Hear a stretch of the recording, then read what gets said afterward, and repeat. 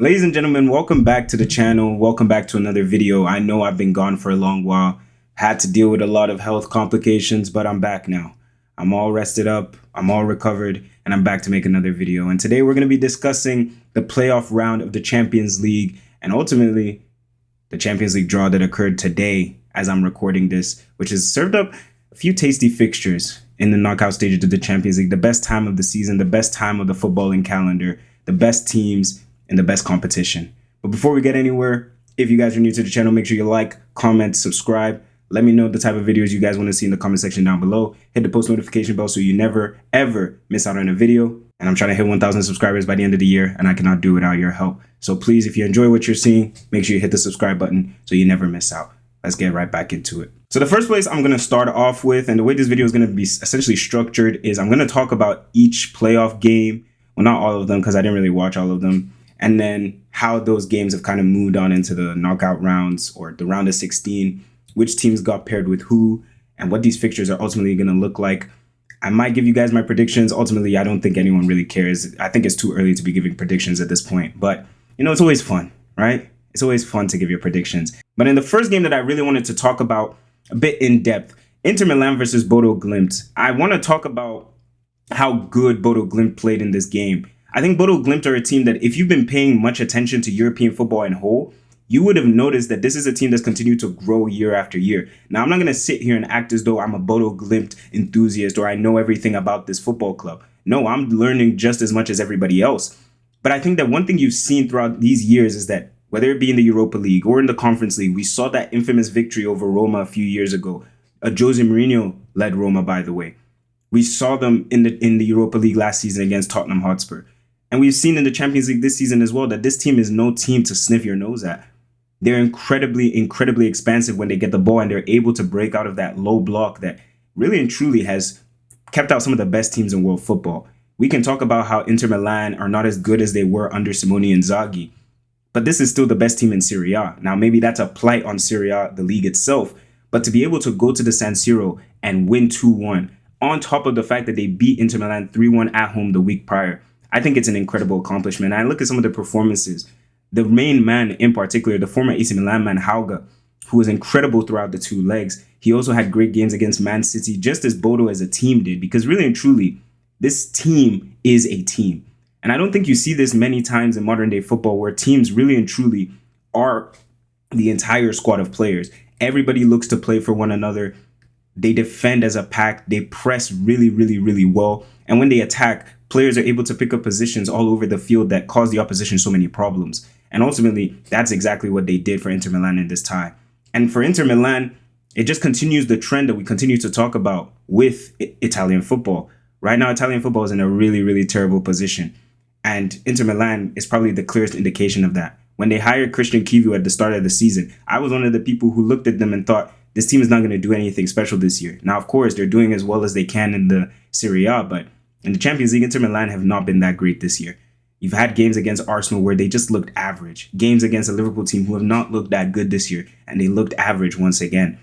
So this defeat, really and truly, it may be a shock to everybody who saw the game from afar or who probably watched the game or looked at the game prior to the fixture. But I think people who watch the game and people who've been following Bodo Glimt for as long as they have know that this is a team that's continuing to grow. And year after year, they're continuing to show European football that not just Norwegian football, but them as a side are definitely a side to be reckoned with. And in their tie against Sporting Lisbon, who have also been a huge dark horse this competition, finishing in the top 8, beating Paris Saint-Germain, this is a team that people are definitely going to have to take note of. Bodo Glimt versus Sporting Lisbon, I expect that to be a really, really tight game. Two very evenly matched teams. A lot of people are saying that it's a Europa League game. It's two Europa League squads. I don't think people should be too hasty to criticize these sides, because for me, this could probably be one of the best games of the competition, where it's two legs in two very, very, very intimidating atmospheres between two sides that are very evenly matched. I think it could be one of the best games of the round of 16. And moving on from Inter Milan, we move to Juventus, who came out winners on the night, but lost out eventually over two legs. And with this game against Galatasaray, I honestly feel as though I was very surprised to see how incredibly bad Galatasaray were in this game. Of course, we can talk about how good Juventus were, and we can talk about the red card that I don't think was a red card. But I was very surprised to see a Galatasaray team who completely dominated Juventus from minute 1 to minute 90 in Istanbul. Now, I understand home advantage is a real thing in football, but I don't believe you should be able to go from what we saw a week ago to what we saw this past week against Juventus. Now, of course, Juventus are always going to be a difficult team to play in Turin, but this Juventus team is not that special. They're really not that special. So for you to play the way that you did in that first leg and then play the way you did in this second leg, considering Juventus had 10 men for 30 minutes or so, I think it was a really, really, really bad indictment on this Galatasaray team. And I think Victor Osimhen, we saw when he scored, he didn't really celebrate. And I think rightly so, because when your team plays the way that they played in that game and you barely escape Turin with the win, I think you really just have to look at the team and wonder, are they going to be able to really take the punches in the later rounds of the Champions League when you're playing a Liverpool as they are going to play in the round of 16? If you allow Liverpool to stay on top of you like that the entire game, those sort of teams are not going to miss the chances that Juventus did. Like, I can't really remember his name, Zergrova, I think it was. They're not going to miss those chances. So you really need to make sure that when you do create a lead, when you do have that advantage over the opposition, you need to hold on to it with dear life, because I didn't understand the game plan from Galatasaray. They went to Turin and they just sat back for the entire game and absorbed pressure. They didn't play any of that intense, stylish football that we saw in the first leg that got them 5 goals and probably could have been more. So I was very surprised with the performance from Galatasaray. As for Juventus, huge kudos to them for the performance in the second leg. But ultimately, the first leg is what completely killed them. They had a mountain to climb. Add on to that the referee was playing against them with that red card against Lloyd Kelly. I don't really know what he's expecting Lloyd Kelly to do in that position. But all in all, incredible performance from Juventus. I think they were wrongfully indicted by the referee for that red card. And who knows, with 11 men on the field, perhaps they could have had a bit more stamina. Perhaps they could have had a bit more legs. And maybe they could have gotten that 4th goal to really kill Galatasaray off. Because based on that night's fixture, based on that night's performance, I don't think it's ridiculous to say Juventus should have gone through. But going into the round of 16, it is going to be interesting to see how Galatasaray line up against Liverpool. Of course, they beat them earlier on in the Champions League in a game that Galatasaray were far the better team and could have won by much more. I think they won 1-0, just 1-0 in Istanbul. So it's going to be interesting to see how they line up. If they do take that sort of advantage going back to Anfield, you cannot play the way that you did in Turin, because we can talk about how bad Liverpool have been this year. They are light years away from Juventus. They are a significantly better team than Juventus, and Liverpool will take advantage of you. But I'm excited to see that game. 2 big stadiums, 2 incredibly heinous atmospheres. It's going to be a great watch. That's proper Champions League football.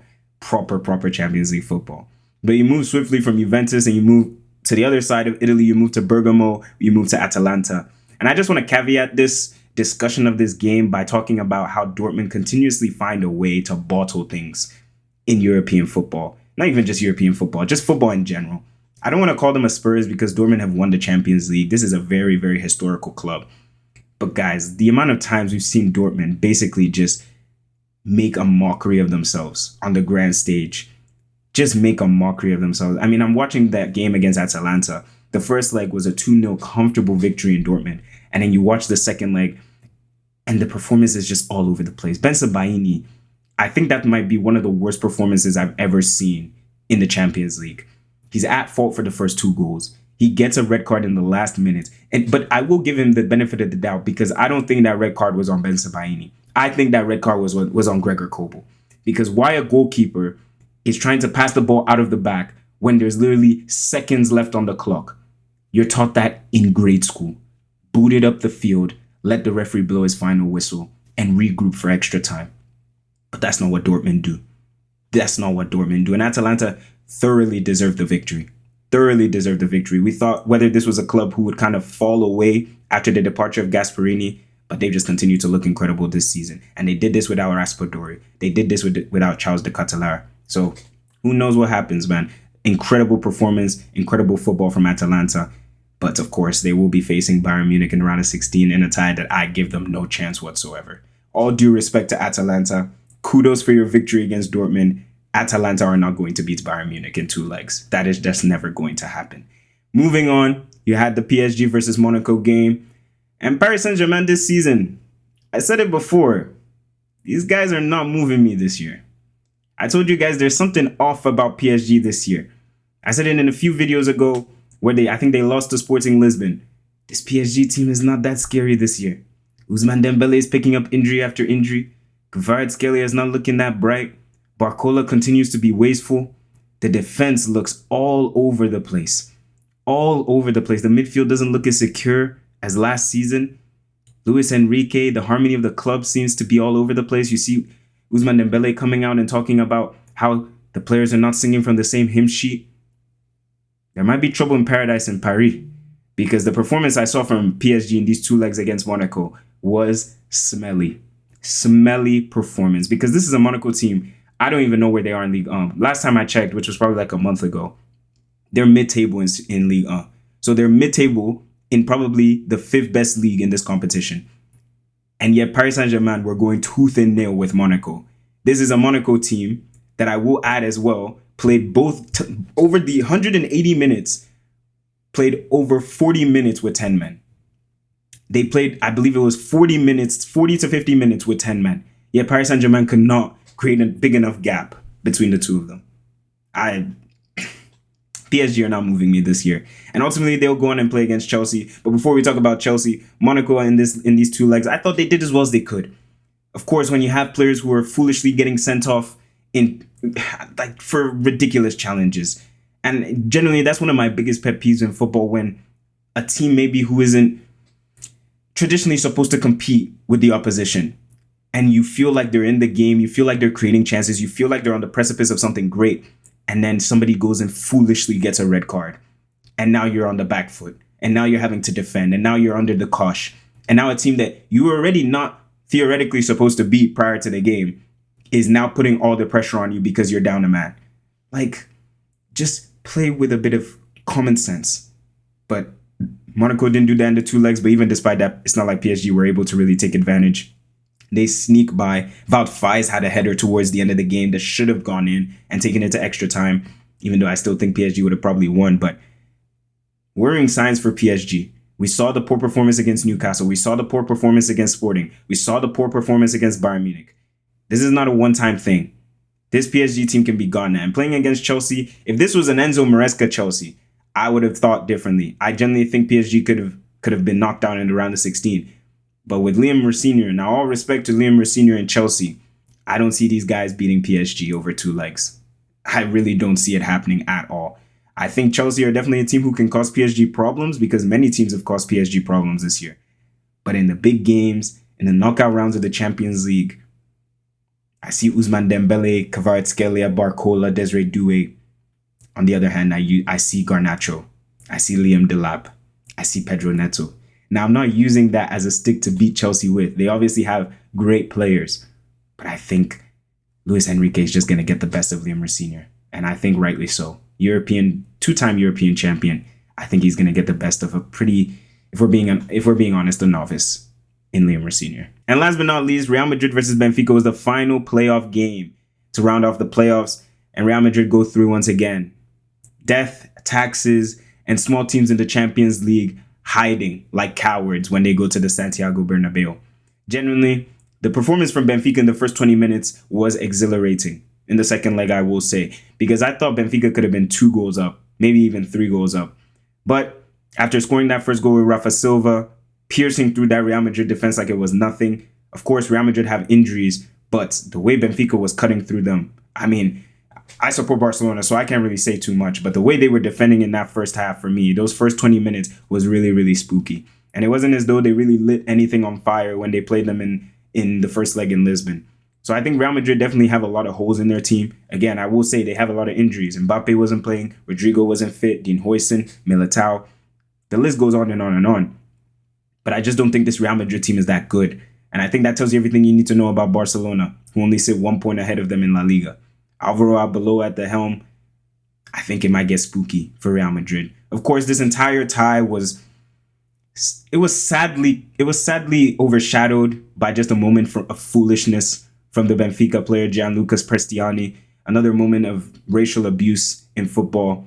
We'll continue to say it until these authorities actually start putting out really, really damaging punishments, such as fans not being allowed to come into the stadium, such as players being suspended for prolonged periods of time, such as teams not being allowed to compete in certain competitions. we will not see any changes to these things happening. I'm a Barcelona fan. The idea is that I shouldn't like Vinicius. Vinicius is provocative. Vinicius is arrogance. Vinicius is the type of person who brings out the worst in the opposition. But that gives you no right to racially abuse a player, whether he plays for the opposition or he plays for your own team. That should never be what it comes down to. And you see the way he's covering his mouth. We all know what he said. He knows what he said. His teammates know what he said. The manager knows what he said. So for Jose Mourinho, a person who, if you go to Africa, he is hailed. Chelsea fans, Ivory Coast people, Ghanaians, Nigerians, they love Jose Mourinho probably more than they love some of their family members. So I think it might have been very disappointing for a lot of them to see the words that came out of Jose Mourinho's mouth after the whole incident. But Vinicius Jr. continued dancing, man. It's now 6 goals in his last 5 appearances, and he continues to dazzle for Real Madrid, one of the few bright sparks in this season. Ever since Xabi Alonso is gone, whether it was the right decision or not, you're seeing it's working wonders for Vinicius Jr. and long may it continue. And ultimately, that victory over Benfica creates a tie that we continue to see time after time. Real Madrid versus Manchester City. For probably, I think it's now like the 7th time in the last 5-6 years. It's getting ridiculous at this point. Death, taxes, and Manchester City versus Real Madrid in the Champions League. Whether it's the semifinals, quarterfinals, group phase, round of 16, playoffs, they got to give us Man City versus Real Madrid. And hopefully Real Madrid have all their best players back, because I really want to see the best players in the world really facing off against each other. Real Madrid versus Pep Guardiola is always a spectacle. Haaland versus Mbappe. We need to see this. I really want to see how good this Real Madrid team is. I really want to see how good this Manchester City team is. But it will be very interesting to see. I probably have my money on Manchester City, even though, the footballing gods say never bet against Real Madrid in the Champions League. But I'm going to go against them for this one. And ultimately what that means is we have 8 incredible fixtures going into the round of 16. We touched on a few of them going briefly throughout the discussion of the 8 playoff games, but Galatasaray versus Liverpool, a very exciting game in my opinion. A game, as I said, 2 very incredible, boisterous atmospheres, and I think both teams will really have to make the most of their home advantage in each leg. Atletico versus Tottenham. Goodness me, how Tottenham got to this stage of the Champions League, only God knows. I think Atletico Madrid absolutely pumped them. Genuinely, I think Atletico pumped them. Tottenham they're 16th in the Premier League. They are 16th in the Premier League. I think Atletico Madrid pumped them differently. Leverkusen is coming up against Arsenal. I also think Arsenal win that game pretty comfortably. Likewise, the Bayern Munich versus Atalanta game. I think Bayern Munich will probably put double digits past them. Maybe I'm taking the piss there, but I don't think Atalanta will beat Bayern Munich. Newcastle versus Barcelona. I'll come to that in a little bit because, that's my team. We'll talk about that briefly. Bodo Glimt versus Sporting, as I said, is probably the tie that I'm most excited for, because I think it's probably the most even tie throughout the tournament or throughout the round of 16.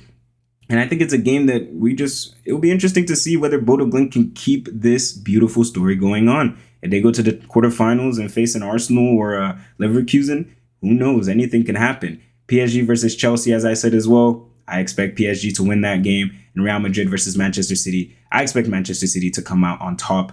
I just think Manchester City are a more cohesive side at this moment, especially with all the injuries Real Madrid have. But last but not least, Newcastle versus Barcelona. Now, I did also see the bracket of the draw, which is actually a ridiculous bracket, by the way. If some of you guys haven't seen this, I'm sure you've seen this, but the bracket of this draw is just frankly ridiculous. But Barcelona will be facing off against Newcastle. And what that means is we are going back to St. James's Park. The Newcastle fans were looking at De Jong and Pedri like a caveman had seen fire. They are about to see Lamine Yamal on their doorstep. Guys, I'm so excited. You guys don't even understand. When I saw that it was PSG or Newcastle, a part of me actually wanted PSG. A huge part of me wanted PSG because I wanted us to get it over with. If you get knocked out, get it over with. If you beat PSG, did I underestimate you? Maybe was I too harsh on you?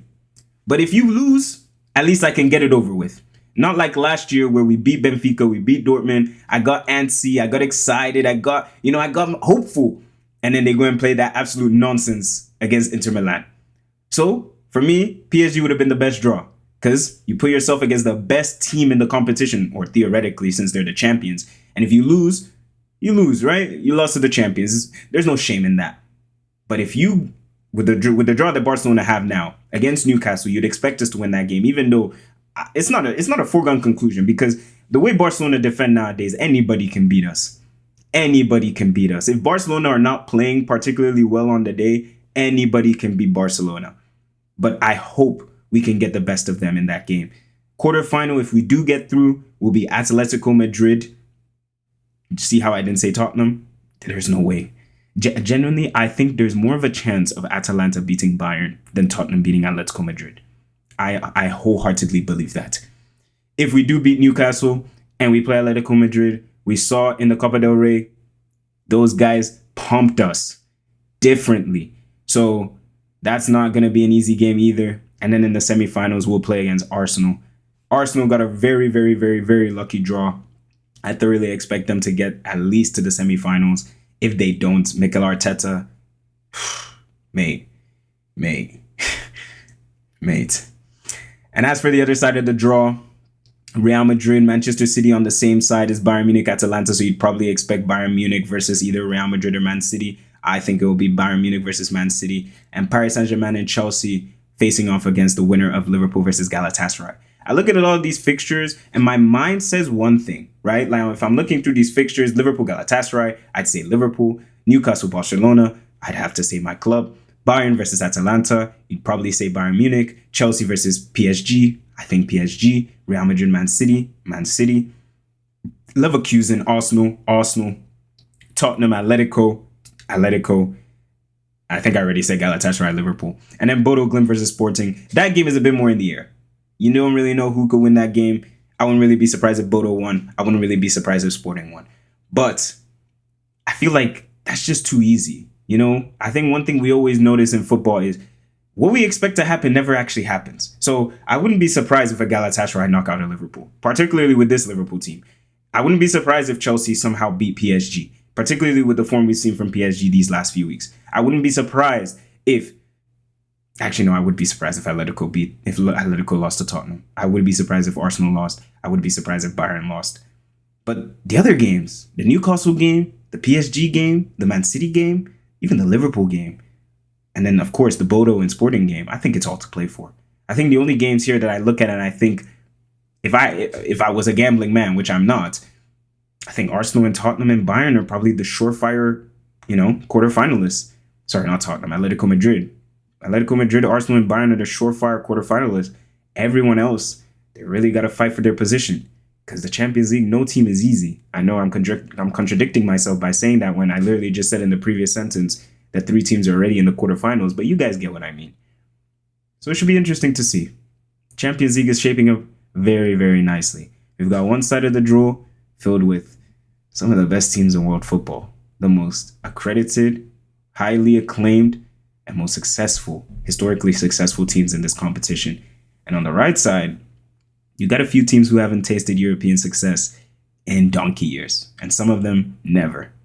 So it should be interesting to see how the Champions League pans out. I'm thoroughly excited for it. I hope you guys are as well. Let me know all your thoughts. I know I talked about a whole lot of things, but of course, because I was out sick, I couldn't talk about the playoffs, and I wanted to discuss the draw. So I kind of combined it into one thing. So this video is probably going to be pretty long, but I hope you're able to sit through it with me. As I always say, if you guys enjoyed the video, make sure you like, comment, subscribe. Let me know what you enjoyed. Let me know what you didn't enjoy. If you liked the video, hit the thumbs up button. Hit the post notification bell so you never miss out on a video. As I said, we're trying to hit 1,000 subscribers. Cannot do it without your help. Thank you guys so much for watching. And as always, take care of yourselves.